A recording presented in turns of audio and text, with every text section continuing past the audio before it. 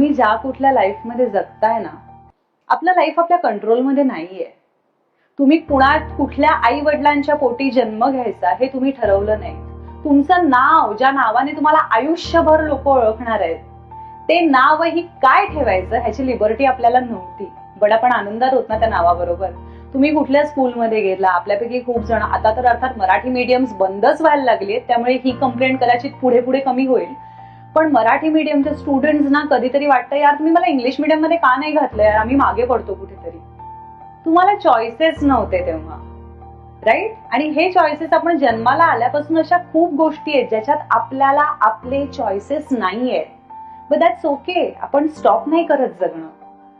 So मला तुम्हाला सगळ्यांना सांगायचंय, सिच्युएशन आपल्या हातात नसल्या तरी पण त्या पर्टिक्युलर सिच्युएशन्स मध्ये काय वागायचंय हे डेफिनेटली आपण ठरवणार आहोत ना.